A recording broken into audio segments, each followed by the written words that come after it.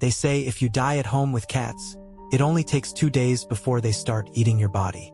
Now, I can't vouch for that exact timeline, but I do know it's not much longer than 2 days. Trust me. Let me back up a bit. I got 5 cats. Yeah, you heard me right, 5. It didn't start that way. My fiancé and I originally just had 1. Then, a buddy of mine found out he was allergic and had to rehome his 2 cats. So we took them in. A couple of years later, one of her friends ran into the same problem, and guess what? We couldn't say no. So here we are, running a little feline boarding house. Personally, I think 5 is a bit much, okay, way too much, but what can I do? They're part of the family now, and I love them, even if they drive me crazy sometimes.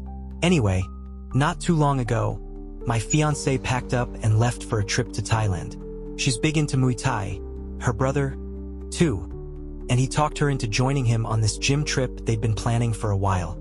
It was a training thing, some kind of martial arts retreat, which she was thrilled about. Me? Well, I was perfectly fine staying behind. See, I'm a bit of an introvert. I'm also a writer, and at the time I was deep into the weeds on my second novel. The idea of having the house to myself for a while sounded like a golden opportunity. No distractions, just me, my laptop, and my brain.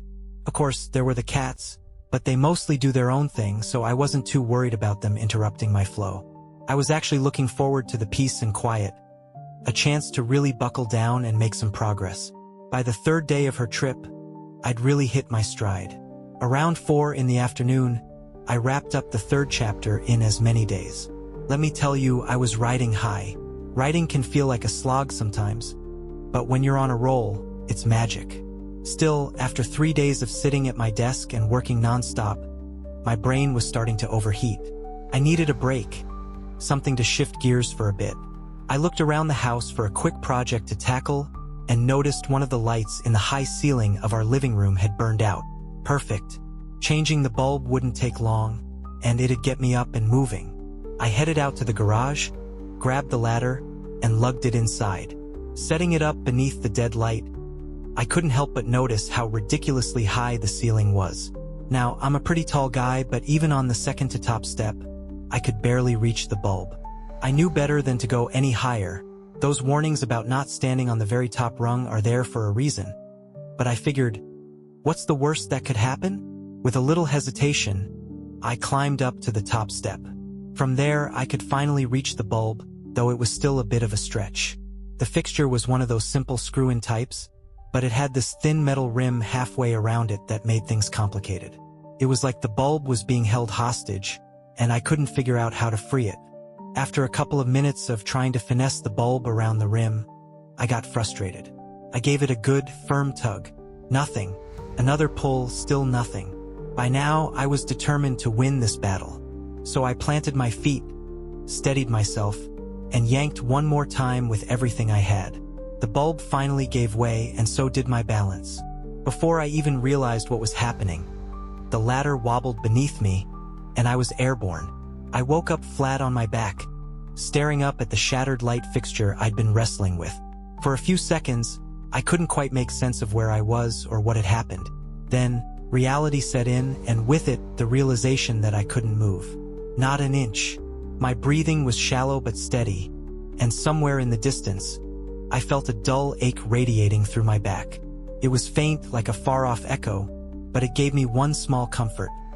My nerves were still working, at least a little. That had to mean something, right? Still, the rest of me was locked up, unresponsive. I tried not to panic. There wasn't much point. Flailing around in my head wasn't going to fix whatever had happened to my body. Instead, I made a decision. I'd wait it out. If I could feel something, no matter how faint, there was hope that this might pass. I focused on my breathing, slow and steady, trying to keep my mind clear. It was part meditation, part sheer determination to stay in control. Time crawled. At first, all I could feel was the faint throbbing in my back and the rise and fall of my chest. But then, I started noticing other sensations. Around my feet, hands, and even my head, I felt tiny nudges, soft and insistent. Occasionally, a streak of fur would dart across my line of sight, close enough to block the fractured light fixture from view. Once, my breathing hitched for a moment, and I realized one of the cats had climbed onto my chest. I felt the delicate pressure of 4 tiny paws as it perched there, staring at me, probably confused about why I wasn't moving. They were hungry, no doubt about it, and I couldn't do a damn thing about it. They'd just have to wait, same as me. Day turned into night, and darkness swallowed the room. When morning came again, the situation hadn't improved. I was still frozen in place, still helpless. The cats, on the other hand, were growing more persistent. Their nudges and pokes came more frequently now, little paws prodding my face and hands. By the second night, their desperation had ramped up. I could feel them pacing around me, brushing against my limbs. Sometimes, I'd catch a flash of their eyes in the dim light, glowing with hunger and confusion. My own stomach had started gnawing at me, too, a hollow ache that grew worse with every passing hour. My lips were cracked and dry, and even swallowing felt like a chore. All I could do was keep breathing, keep hoping. Was I making progress? Couldn't tell. But the rhythm of my breaths was the one thing I had control over, and that small act of focus was enough to keep me sane, for now. It was sometime during the third night when I felt it. At first, it was faint, distant, like it was happening to someone else. Not me. But then the sensation sharpened, unmistakable and horrifying. Teeth. They sank into my calf like steel rods piercing through flesh, followed by a sharp tug. And then, a rip. I wanted to scream, to cry out, to do anything, but my body wouldn't cooperate. I could only lie there, helpless, as the faraway ache transformed into something more vivid, more brutal. Another bite came next, another pull. The sound of wet chewing reached my ears, grotesque and all too real. I felt a surge of panic well up inside me, stronger than anything I'd felt since this whole ordeal began. Desperately, I focused on my breath, waiting for my lungs to fill.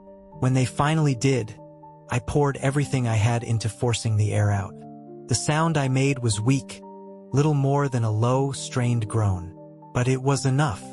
The chewing stopped, and I felt the faint tremor of tiny footsteps retreating across the floor. Relief was fleeting. Later that night, I woke again to a new sensation. This time, it was a rough, scratchy feeling, like a piece of sandpaper dragging across the open wound on my leg. One of the cats was licking at the blood, cleaning up the mess they'd made. I groaned again, louder this time, and the licking stopped. I could hear them hesitate, then retreat into the shadows. But before long, the sandpaper sensation returned. I focused every ounce of strength I had into moving my leg. With immense effort, I managed the faintest twitch, a tiny jerking movement. It wasn't much, but it was enough to send the cat scurrying off once more. The burning started not long after that, a smoldering fire deep in my calf. At first, it was just embers, a dull heat. But I knew it wasn't a good sign. Infection, maybe? I had no way to tell. All I knew was that the damage had been done. How long had they been at it while I was unconscious? How much flesh had they taken? What was even left of my leg? These questions gnawed at me almost as much as the hunger gnawed at them. I tried not to think about it, but the uncertainty was a weight I couldn't shake. The bigger question, though, the one that wouldn't stop echoing in my mind, was this: how much longer could I last? The same brutal cycle repeated itself over and over, stretching on for what felt like an eternity. First, the unmistakable bite of teeth sinking into the flesh of my leg, my arm, or, horrifyingly, sometimes even my face. Then, I'd summon every ounce of strength I had left to groan or twitch, just enough to scare them off, if I was lucky. Sometimes it wasn't just one set of teeth.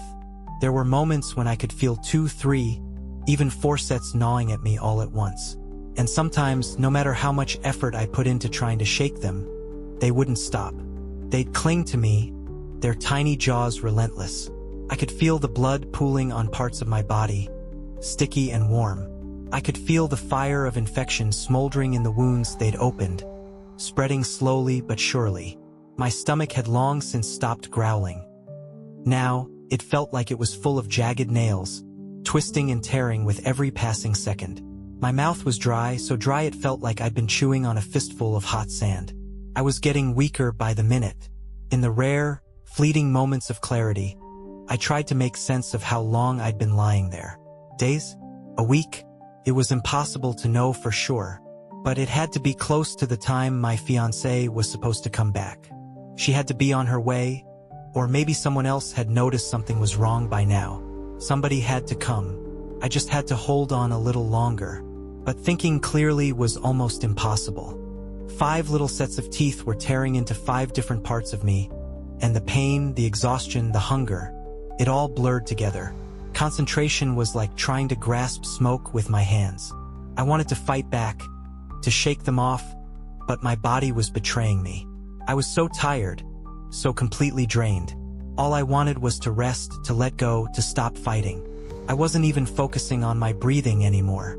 I just didn't have it in me. The edges of my vision started to darken. A creeping blackness spread inward, swallowing up the world around me. My thoughts grew faint, distant, like whispers in a storm. I was slipping away, and then, just as the blackness threatened to pull me under, I heard it. Faint at first, but unmistakable.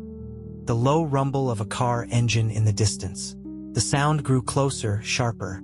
Next came the metallic screech of a key jamming into the lock, then the heavy groan of hinges swinging open.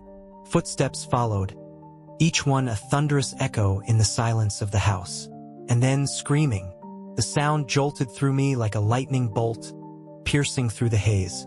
It was raw, panicked, and filled with the kind of terror that only comes from stumbling upon something unthinkable. Somewhere deep inside, a flicker of hope stirred.